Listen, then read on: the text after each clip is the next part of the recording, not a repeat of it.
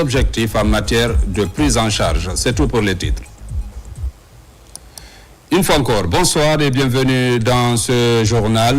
L'incident impliquant un policier libérian et une de nos compatriotes à Monrovia, on en parle. Le dossier connaît désormais une évolution allant dans le sens de l'apaisement. Hier, le chef de la diplomatie guinéenne a reçu un envoyé spécial du président du Libéria. Sur le terrain, les enquêtes se poursuivent autour de l'agent incriminé. Compte rendu, Makeme Donzo. Le dossier avait pris une tournure diplomatique avec la mise en place d'un espace de dialogue direct entre les deux capitales. Les actes subis par notre compatriote Diéné Bouba ont suscité beaucoup de questions et de réactions. En prenant la parole dès le lendemain, Dr Mourisanda Kouyaté avait immédiatement condamné les agissements du policier et demandé des réponses. C'est dans ce cadre qu'il reçoit ce lundi l'honorable Cheikh Al-Mustafa Kouyaté, ministre d'État chargé des affaires présidentielles, envoyé spécial du président de la République du Libéria, son Excellence Joseph Nyouma Boakai. Ce dernier est porteur d'un message d'apaisement et de coopération au président de la République, son Excellence, le général Mamadi Doumbouya. Today we have come with a clear message from His Excellency President Joseph Nyouma Boakai, President of Liberia. Nous sommes venus en tant qu'émissaires spéciaux envoyés par le chef de l'État libérien pour dire au gouvernement libérien, au gouvernement guinéen et au peuple de Guinée que l'action qui a eu lieu à Monrovia entre Zenaba et un policier libérien, nous regrettons l'acte. Non seulement regrettons, mais nous condamnons cet acte. Car pour nous, tout Africain, surtout tout Guinéen qui vient sur le sol libérien est automatiquement libérien. Parce que c'est même dans notre constitution que tout Africain qui touche le sol libérien devient libérien. Le chef de la diplomatie guinéenne suit personnellement l'évolution de ce dossier. Il est entré en contact direct avec la victime et a mis en place, au nom du chef de l'État, le général Mamadi Doumbouya, un plan d'accompagnement financier et psychologique pour la soutenir. But investigation is ongoing right now. We ensure that justice will prevail. Nous regrettons surtout que c'est une femme. Notre pays, vous le savez, notre pays, nous avons beaucoup de sentiments pour les femmes. Nous avons produit la première femme présidente du continent. Donc nous sommes venus dire au peuple de Guinée que non seulement nous regrettons, mais nous condamnons cet acte. Et cet acte sera investigué, ça sera résolu. Nous allons faire tout ce qui est humainement possible pour que nous avons la vérité sur cette affaire. Mais en attendant, nous sommes venus spécialement pour dire au peuple de Guinée, pardon. Conakry et Monrovia sont toujours très proches. La coopération bilatérale entre les deux pays est au beau fixe depuis plusieurs décennies. Célébration de la Journée mondiale de la population. L'événement a connu aussi le lancement du rapport sur l'état de la population mondiale.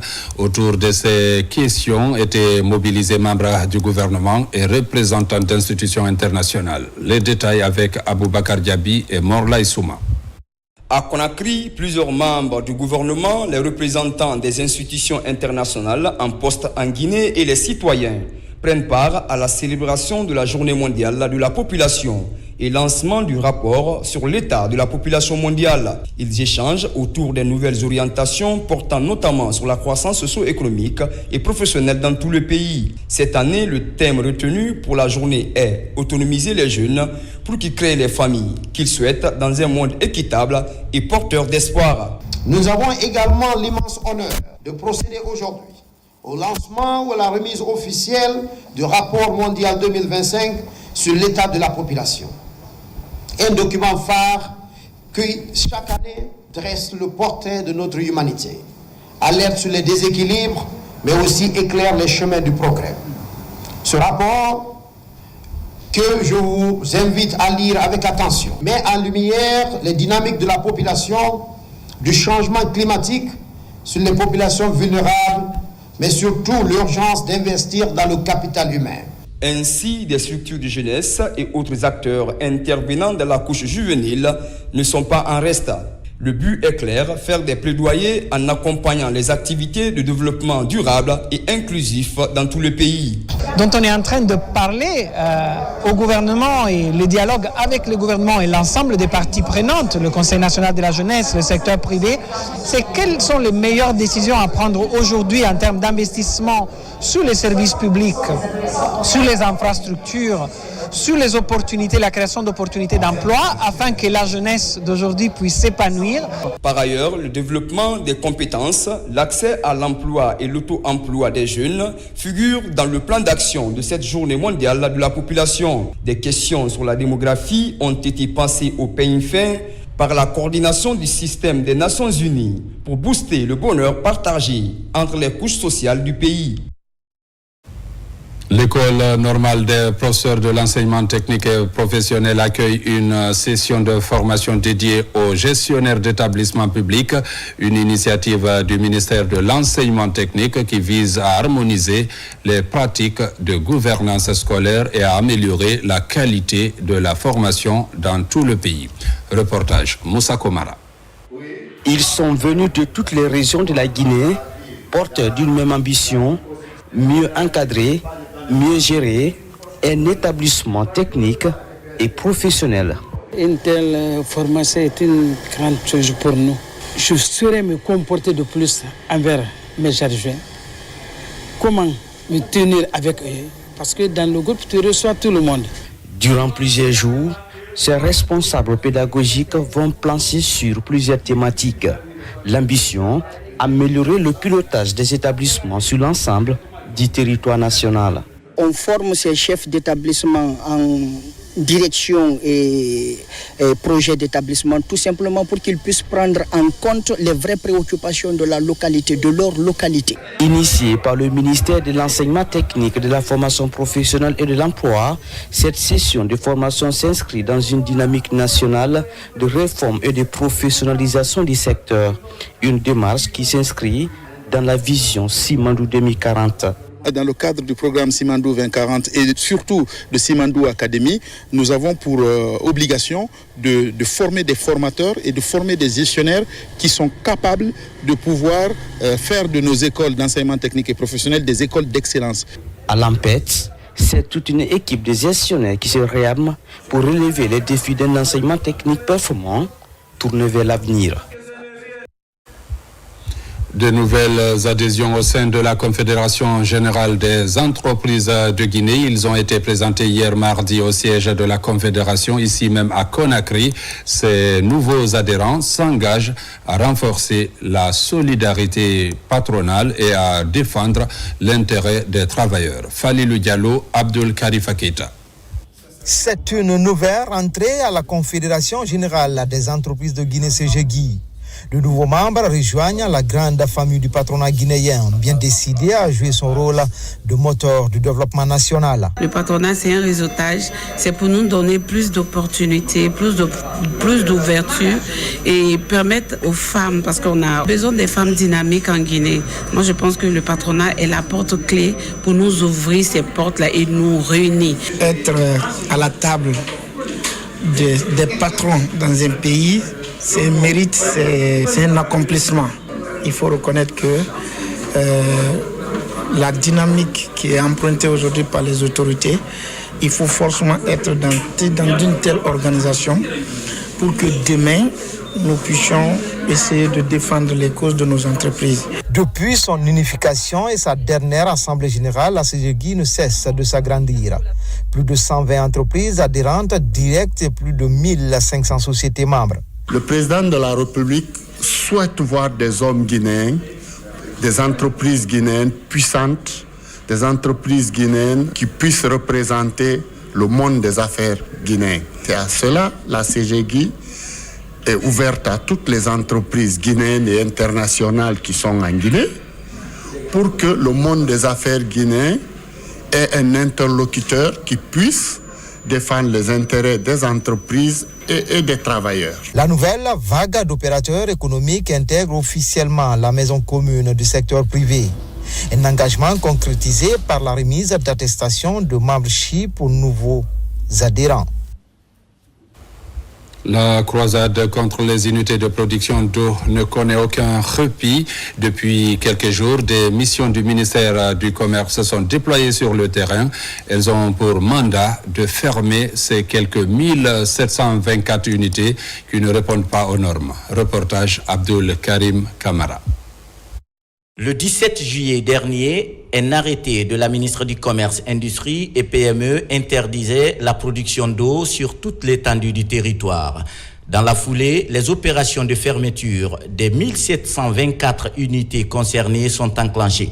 Ici, au quartier kényan, commune de Dixine, une équipe du ministère arrive pour fermer cette unité.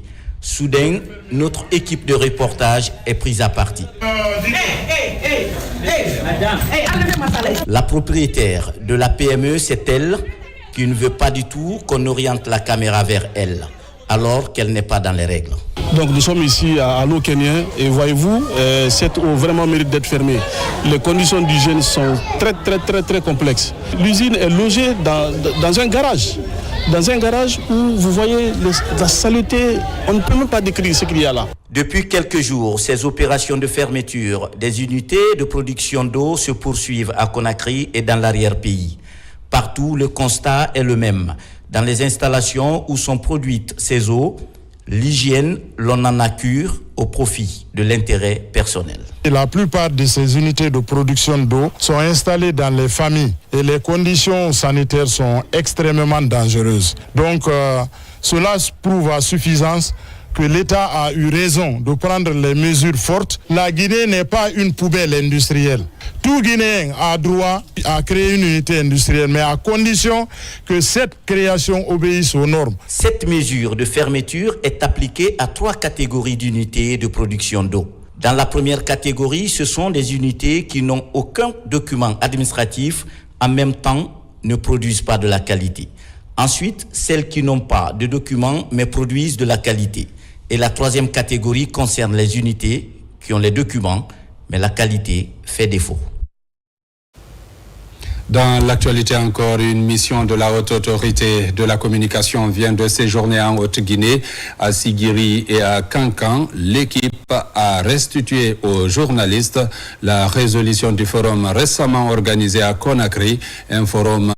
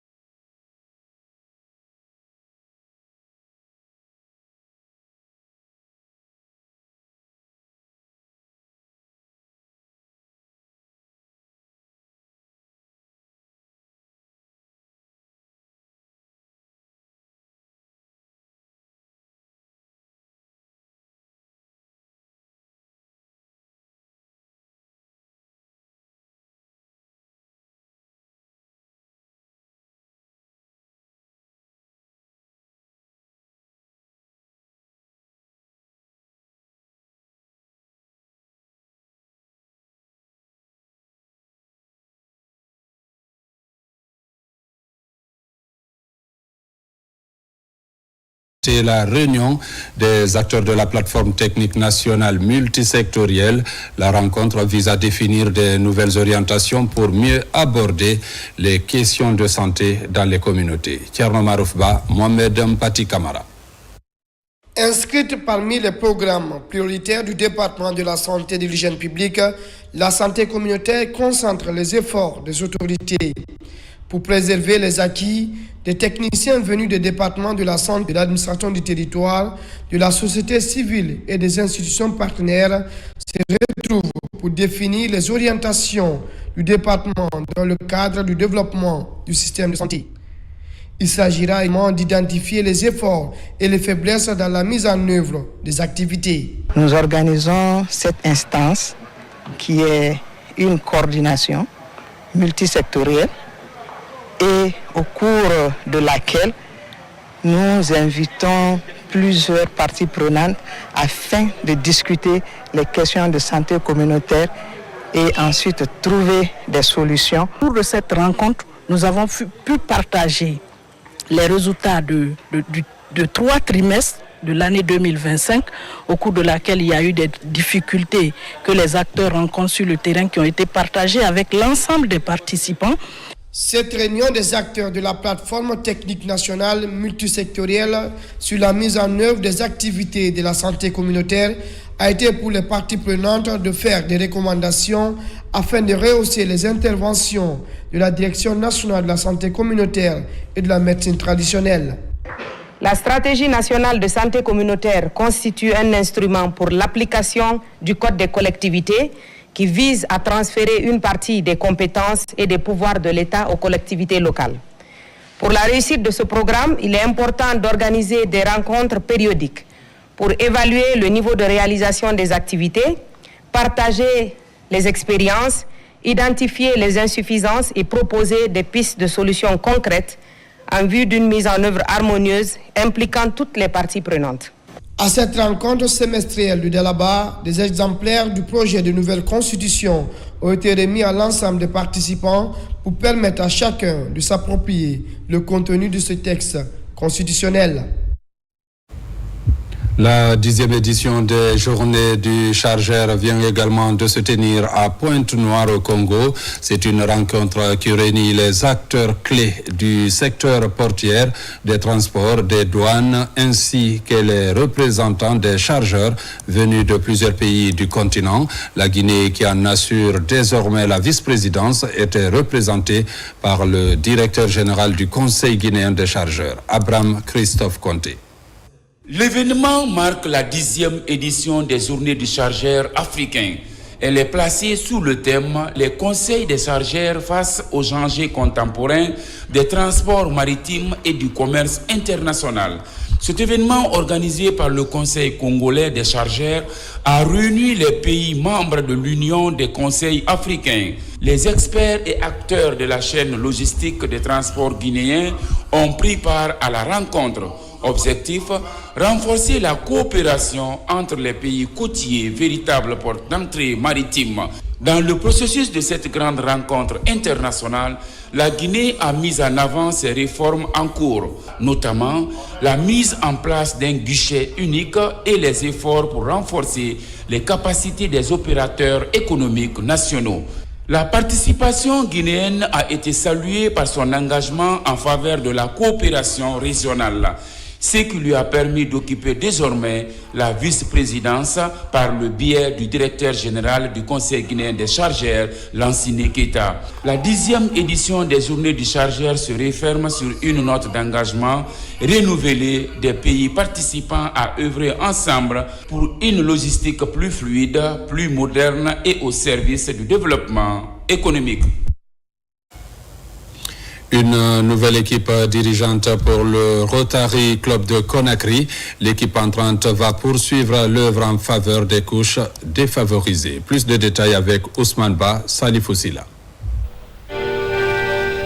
Après un mandat bien rempli, ces Rotariens passent la main à une nouvelle équipe dirigeante des 4 clubs de Rotary Conakry. La cérémonie se déroule autour d'un dîner. De l'engagement de chacun, l'on passe à la série du port de collier, qui atteste la solennité et la haute portée de la mission que ces acteurs doivent remplir pour 2025-2026. Un mandat qui s'annonce avec promesses et défis. L'année rotarienne qui s'ouvre devant vous s'annonce riche de promesses et de défis. Après la magie du Rotary, voici venu le temps de notre bel engagement. Cette continuité entre magie et unité donne tout son sens à votre mission. Nous vous tendons ce soir nos colliers, symbole d'honneur, mais aussi de devoir. La nouvelle équipe entend poursuivre la mission avec une vision éclairée, explorer de nouvelles pistes et engager une synergie comme pour coller au thème « Unis pour faire le bien ». Comme le disait notre fondateur Paul Harris, seul on va plus vite, ensemble on va plus loin. Nos 4 clubs, le club Rotary de Conakry, le club Rotary Conakry Ousmane Haribo, le club Rotary Conakry Ratoma et le club de Conakry Elite partagent la même vision. Servir notre communauté et laisser un héritage durable. Avec un sens du devoir vis-à-vis des couches défavorisées, Rotary œuvre pour la paix, la santé, l'éducation, l'hygiène et la protection de l'environnement, entre autres. Mesdames, Messieurs, c'est la fin de cette édition. Merci à vous qui nous suivez du côté de Yomou comme partout ailleurs dans le monde. Bonne suite de programmes sur la télévision.